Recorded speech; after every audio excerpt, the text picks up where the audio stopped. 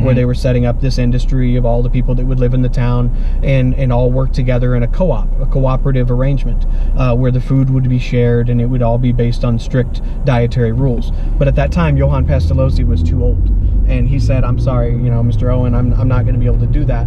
I'd like for you to take my protege." So he sent a Frenchman who had been a student of his by the name of Joseph Neef. And Joseph Neef becomes the first pedagogical educator in the United States. He first comes to Pennsylvania, where they start a society there, and then he moves on to New Harmony, Indiana. Several years ago, I went to New Harmony because I was very interested in this history, and I thought, I'll go over there and see what the people at the museum know. And they weren't really too educated on who Joseph Neef was. I was able to go down the road and find his grave there on the property, and as well as the relatives of Johann Pestalozzi who came over after Pestalozzi was unable to teach within the communities. So the long story short is that these ideas of Robert Owen and the creation of a utopian society and a way to create an interdependence amongst people, to try to root out a individualist effort within society, and to try to force an organic union of minds was the original goal, and they wanted to do so for industry. And so in the addresses to the German nation, where after people know the Battle of Jena in 1806, the Prussians lost to Napoleon, and the king decided we need to create this address to figure out why this took place. And they hired Johann Fichte, or Fichte. I pronounce it in several different ways. You have to forgive me. But they had him put together this report, and it ended up being the addresses to the German nations, 8 or 9 different addresses. But in this, Pestalozzi is named as the person that they would like to use to proliferate this national education system. And so it was at the national sovereignty goes back all the way to Westphalia in like 1648. This is where we get the ideas of a national sovereign that is not under a religious rule. But it took a long time for this to develop outside of that structure. You can find talks today by Richard Haas of the Council on Foreign Relations. In fact, I saw one the other day, which is entitled Global Order 2.0, because they viewed the previous order as the Global Order 1.0, and they kind of are having to adjust back to a new version of how states should interact on the international level. I feel like I'm getting a little bit off topic, but if people really study the bullet points that I'm discussing, you'll see that it all really ties into the idea of liberal institutionalism, that sovereignty does not exist within the individual or within the volitional group experience. It exists within a res publica, or what they call the public thing. Yeah, the topic of cybernetics has come up several times along the way. Yes. I've had a couple of conversations, and it sounds like, you have this similar idea of being able to, with the littlest force possible, have the most leverage for a large group of people. And it's that's not a new idea. Obviously, cybernetics goes back to ancient Greece, but sure. It's almost interesting that it took so long with such an old idea to figure out that you could use school to accomplish this goal over a period of time. Right. Yeah. Well, and the reason why that is because schooling for such a long time had been controlled in the upper classes and in the elite. There was no real. You didn't want the peasants or the people that were the mere workers for your factories or the human resources of their day to be able to think outside of that. You could go into some of the quotes of Stephen Biko, which Richard Grove talks about a lot, and the ideas of even going back to Frederick Douglass and learning to read, and how much leverage that gave him within society, where they really can't take that back. Once you educate the masses to understand the control structure, then you have people that are constantly stepping outside of that. Now, I think that cybernetics itself, going back to the root word kybernetes, it means the governor that steers the ship of state. So it really is the same idea all throughout time, and it's all the way from from Plato and the Noble Lie through Marshall McLuhan and his ideas of all at onceness. Once the Gutenberg press came online, they couldn't put the genie back in the bottle, because you have a widespread proliferation of reading materials, and then people who are coming up with their own ideas that are contrary to those that would claim themselves to be the potentates or the kings of the time, those that were acting upon the virtue of the state, going back to what Isocrates called the virtue of kings. And it was the virtue of kings to be kind to their subjects in order to perpetuate a unity that they would inherently fall under. Right. So just back to the car here for a minute. Sure. I've just been driving. Yeah, no, it's fine. I've been in my head, not paying attention. So, and it's interesting. I wasn't being very mindful of my surroundings. We wound up in not the best looking area. Oh, it's okay. It reminded me of much of what I saw in Detroit. So I'm going to map us back towards downtown. Yeah, we're headed west now, so I'm just going to turn around and head in the other direction. To Gateway Arch. Yeah, just hop back on. Looks like 70. Yeah. And go east. Yep, and that should take us back towards downtown. So yeah, this there's a rich history, and I'd love to do a whole podcast just going into the details of some of the books that I have on these topics. But I have a book by Henry Pochman, I believe, and that is New England Transcendentalism and the St. Louis Hegelianism, which kind of brings this into confluence. But for people that are starting in on some of these ideas of mass schooling and where it originates, I would just invite them to go to my website, unityofthepolis.com, and you can check out the paper I wrote, which is really an introduction into these ideas. And it's William Torrey Harris, Mass Schooling and the Open Secret of the Universe. And it really ties speculative philosophy, going back to Plato, in with the purposes of Freemasonry. Because the purposes of Freemasonry have always been to sow a unity amongst men, to be a builder of empire, but first in building men.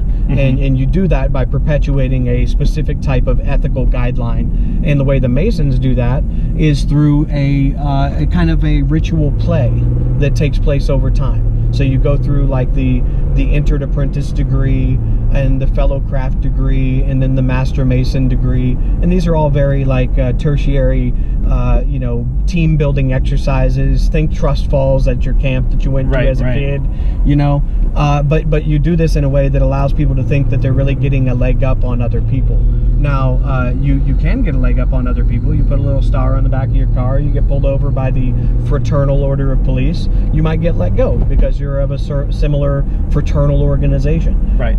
So these are all very intertwined ideas. The speculative Freemasonry beginning in 1717 and speculative philosophy concealed the same fact, which is what I said earlier, that all language is essentially art, and without knowledge of a supreme name giver which gave names to things and defines the purpose of this reality, without those narratives of Christianity or Islam or whatever your foundation ideas are, you have a very hard time sowing a unity in whatever group you're creating. So for the United States, the early foundation myths we get in school are very altruistically based on the American Revolution and Judeo-Christian values and this constant throwing off of authority over time. Whether it be George Fox and the Quakers in the Mayflower colonies, where they were meeting in homes outside of the edicts of the Mayflower Compact, and they were rebelling against the official religion. This has been the foundation mythology as well as the truth of a lot of American history, is that it's the throwing off of authority, the throwing off and recognition of arbitrary authority. And when you realize that all language is an arbitrary authority, and that language is simply a medium to describe things socially, this is not something that most people want to hear who come from a very religious persuasion. Because what is it? It is the Word of God, right? Right. It's the Word of God. And so if there is no philosophical as well as physical linguistic lineage that people can follow, then a lot of these ideas for some people, start to fall apart. For others, they have faith. Now back to Johann Pestalozzi, one of his most famous students was an individual by the name of David Strauss, and he wrote one of the first books ever questioning the divinity of Jesus Christ. And so you can see why a lot of the opposition to the Illuminati or to German idealistic ideas has come from the religious right or from religious persuasions, because they are presenting ideas that are very much antithetical to the belief system that they espouse. Right. So it all comes down to polity management. And the reason why my website is called Unity of the Polis is because I identify this as the foundation of all politics in all societies, going back to ancient Greece. And when you look at the history of liberal education, it's really been muddled by people that take this back to Plato and to Aristotle. It really goes back to Isocrates, who started his school 6 years before Plato even had his school up and running.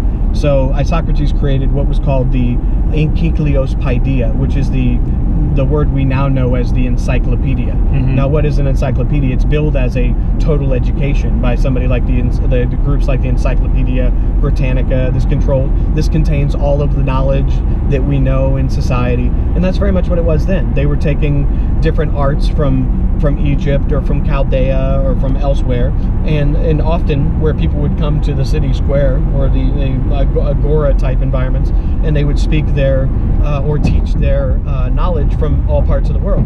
Where Isocrates decided he would put this into what he called the Enkyclios Paideia, or a total education, and then this leads to later on the trivium and the quadrivium of medieval times. Now, when we say the phrase total education, we kind of imagine one with a perimeter or a boundary that we set for ourselves, but Yes. that's not the idea here, and I think that's an No. important part of this, right? Well, essentially what it comes down to is when you don't know the official name giver, and you're trying to create an artificial education of the best of what is thought and said, you're inevitably leaving something out. You're inevitably like a Mortimer Adler, who, when creating the book Great Books of the Western World for the Encyclopedia Britannica and the Great Books organizations, he decided arbitrarily that black people didn't write any good books. Right. So it would be very easy to see how Isocrates might have some animus towards some of the barbarian cultures and decide that their languages and things were not effective or were not necessary to be taught. Or how Cecil Rhodes, in the colonization of South Africa and the looting of all their assets and riches, decided that the Matabele were not worthy of British learning, or some were and some were not. So it's very easy to delineate outsiders to your unity you're trying to sell as barbarians. So Right, absolutely, yeah. And so and when you look at this, how it translates into technology, it's the iPhones, that the technology that exists way into the future, and we're getting the planned obsolescence of that. Right. It's the $700 for a 1 terabyte solid state drive some years ago, and now down to whatever it is today. And these it's not as if solid state drives didn't exist at that terabyte level. It's that people can profit in the interim. Yeah. And that's the management of polities and the management of politics. And that's very much what I've been interested in. How this history proliferated over time, and how it still exists today. Because the United States, the foundation myths and things were kind of secondary to this new unifying principle, which they called law. And so law was supposed to be the unifying principle, and it didn't matter what language you brought to the law, because you were still bound by that law. You want to get off at this exit here. All right. So we don't go too far out of the way. Well, this is a nice view of the arch. It was hard to find a view like that on the way in. Mm-hmm. It really is. And I could take you down if you make a left here at the Laclades Landing. Stay in this middle lane here, Okay. and just follow it left across, and we're going to go to the old part of St. Louis, where it'll turn into kind of cobblestone roads. Oh, wow. Cool. And there's the Eads Bridge. One of these bridges is famous for who was that that famous escape artist? It's escaping me right now. Famous magician, escape art. Houdini. Houdini. Yeah, Houdini. Yeah, he in a cold winter many years ago, he put himself in a straitjacket and jumped off, I believe, the Eads Bridge or one of these bridges that may not even be here anymore, into frigid, ice cold, freezing water. So we're going over this one right here. Yeah, we're not going to go down. We're going to go straight across and then down the hill. We're not going to go over to Illinois. This is actually the Martin Luther King Bridge. So, yeah, straight. Follow that. Okay. That's S10 there. And this is what's called Laclade's Landing. You're about to see some Clydesdales or something. Oh, wow. Pulling people. It may not be Clydesdales, but they still do the horse-drawn carriage here, to the chagrin of many animal rights activists, I'm sure. But yeah, it's still pretty neat. You have the original roads. Cobblestone, yeah. This is kind of a bar district. Unfortunately, a lot of the big casinos have moved into here. Lumiere Plaza over here, and there's a Harrah's and other companies owned by the Carlyle Group. Go ahead and go straight down here. We're gonna take the road that goes just beside the arch. Oh, we've come to the banks of the mighty Mississippi here. Yes, we have. It's pretty narrow here. Yeah, it really is. And this is one way, so you're good to make a right here. All right.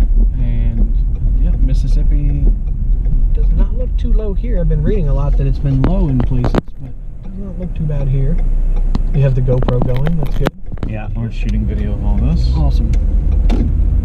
Yeah, you can see they've kind of maintained some of the old bridges and things. Wow, that's amazing. Hopefully we can get some pictures of these to share on the Facebook pages. Oh yeah, I'll pull them from this. Yeah. Oh, you can do still shots. Yeah, that's great.